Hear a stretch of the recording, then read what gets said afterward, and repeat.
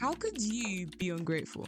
You live in first world countries, have access to education and clean water, and can access your memories on your phone in the time it takes for your mom to shout about dirty dishes after a night shift. The type of food you eat or the clothes you wear doesn't matter because someone somewhere will beg to have them. I am one of you. Growing up, I heard be grateful more than I did my own name. And it taught me to appreciate the value of money. I wouldn't dare tell my mum when I lost my weekly £10 on a Monday as the school week started because I should have been more grateful for taking care of it. And when I didn't lose my weekly £10, I reject my friend's McDonald's offer because my gratitude for their kindness will fill my appetite. Having a gratitude mindset shifted my perspective on familial struggles from being a sub-story into an amazing backstory. Struggles became things that I could reference in a prologue of a book one day. That prologue is in my drafts right now as we speak. And success became my craving. I envisioned giving the greatest form of gratitude, which is to retire my parents with wealth that they never dreamed of. My personal wants and needs didn't need to be a part of the picture. I'd be grateful for the role of the cameraman. This hasn't changed, but there's a few problems. As I've gone from dreaming to having the autonomy to achieve the things that I dreamt about, life has changed. The weight that I placed on my back went from holographic to real, and I could have said that the weight that life placed on my back, but that wouldn't be true because I could have chosen to be a lazy bum and rely on the government for everything. Not because I have to, but because I don't care.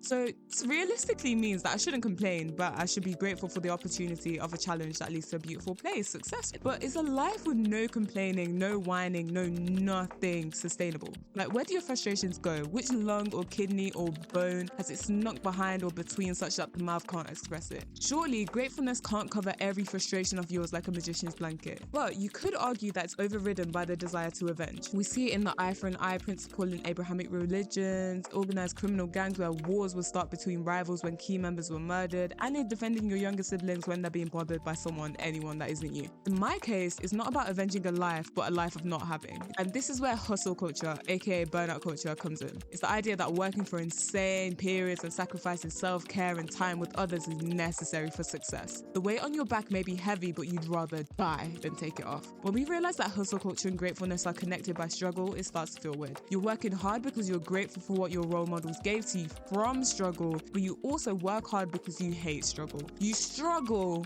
to get out of struggle. Read that again. You struggle to get out of struggle. You do the things that you hate to defeat them. It's a division of the heart. Where gratefulness means appreciating what you have and being content, hustle culture contradicts it. There's a constant need for more. And as this more that narrative gets increasingly complex, the only solution that you find is to work even harder. On the surface, you're working for them. The mom, the dad, the brother, the uncle, the cousin, the grandma, the fiend, the bug on the road that you slept on. But on the inside, your inner child is playing on guitar strings that guide the melody of your heart, moves, intentions, and plans. This child saw everything. They work for invisible peace by invisibly helping others. But keeping the child in control leaves you pushing through pain and tears with a smile on your face, but being okay, quote unquote, with it as long as you're moving forward. And now the words "at least" are used to hush the reality where you're pushing yourself to exhaustion. And now you say things like, I barely slept last night, but at least I'm one step closer to achieving my goals. And I haven't been eating properly, but at least I made the deadline. And yeah, sorry, I missed all your calls, birthdays, funerals, weddings.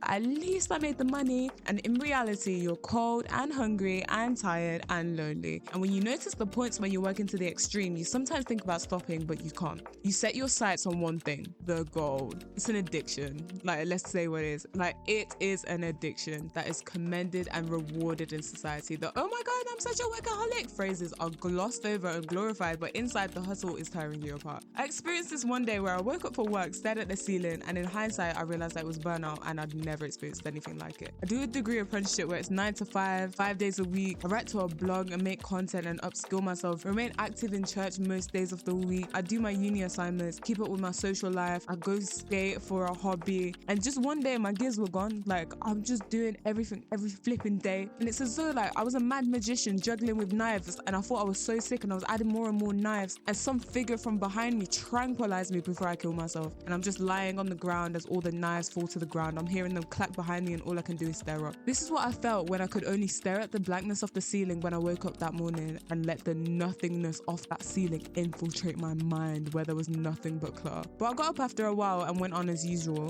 But I know someone somewhere will be like, oh my God, that's so motivational, da, da, da, da. But it's not, bro. Sorry, sir. But I feel like I have no choice. Sometimes it's horrible. Sometimes I hate it. Sometimes I just want to sit down. But like, I feel like there's no option of not having what I'm trying to do in my life. So I work, I get up, even when my body is screaming for rest. And it's all for the sake of giving back. What lies at the core of my motivations is gratitude. As for solving this workaholic crisis, it would be wrong for me to give solid advice on something that I'm in the midst of. And it would be even worse to give a one-dimensional answer to a 10-dimensional problem. But what I can say for now is that the qualities that may prosper you in some areas of life may hinder you in others, and that if you push yourself to the point of bad health, you have nothing. And I'll also say that there's nothing wrong with having goals and stuff. If you're burning yourself out, it's not your goals that are unsustainable to achieve. It's your method of reaching them. Like, reevaluate the things that actually do not matter, cut them out, and only do the things that matter. I don't know how you're going to find that. You're only going to find that by experimentation, but that's all I can give you for now. I also recently read The 33 Laws of Business and Life by Stephen Bartlett, and well, I didn't really read it. Like, I haven't finished the book. Anyways, install the quote, "There's no greater form of gratitude than taking care of yourself." And this indicates that gratitude shouldn't just be used as an excuse to make everything of what you do have at the expense of yourself, but as a form of appreciation that you use to moderate your behavior, if that makes sense. Catch yourself putting anything above your well-being, even if you don't want to, and reevaluate. If you show gratitude to yourself and for your life first, you'll show up to everything else better.